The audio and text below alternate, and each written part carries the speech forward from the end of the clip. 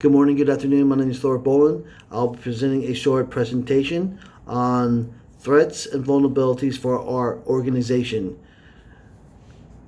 You'll understand what these threats are and how to mitigate against these threats. First, I'll cover the threat actors. Script kiddies, hackers, possess a very little knowledge on how to create malicious exploits and typically do it for fame and competition. On other forms of the threat actors are hacktivists or cyber terrorism. These type of threat actors are well versed in creating malicious viruses. Hacktivists have a political agenda or vendetta against corporations, while a cyber terrorist, they're motivated by money, and most likely they're going to create ransomware.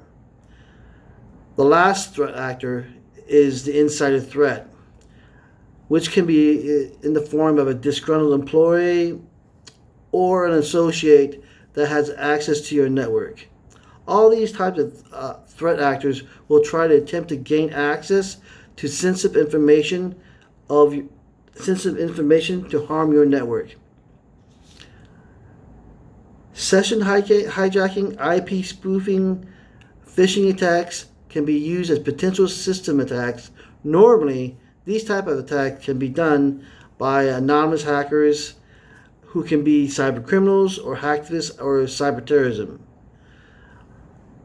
Now, the difference between threat and vulnerabilities. Threats have the potential to steal or damage or disrupt business or create harm in general. To keep these threats from happening, we need to know what type of cyber threats exist: intentional threats, unintentional threats, and natural threats. So vulnerabilities refer to a weakness in your hardware, software, procedures. It can be weakness where a hacker can gain access to your assets. A weakness can be pretty much someone putting a password on the table, and that is a weakness. Or there's a lot of weaknesses that anybody can gain to just access your network. So we need to make sure we are well versed in covering our weaknesses and mitigating those problems. So what does this mean? Threats and vulnerabilities can equal to risks. To measure the risks, we need to know the threats that are out there and know our system's vulnerabilities. To protect from these threats, we could continuously monitor all data, environments, and use two-factor authentications. Training employees on how to recognize phishing attempts and other cyber criminals who use methods to trick people into gaining access to your sensitive information.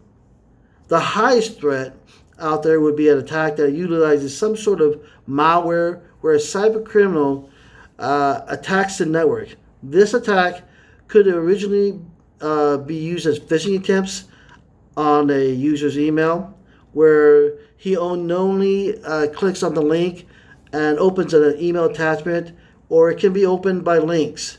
Once these attachments are opened, it could be in the form of virus, trojans, worms, spyware, and ransomware.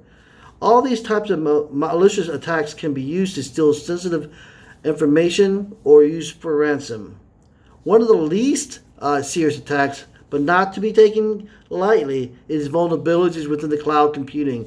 With many of our employees working from home, there is a tendency towards not paying attention to the cloud storage and security.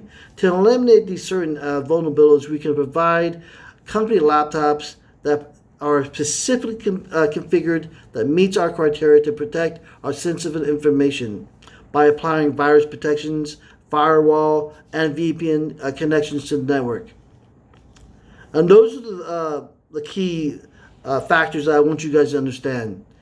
So thank you for watching my video, and have a great day.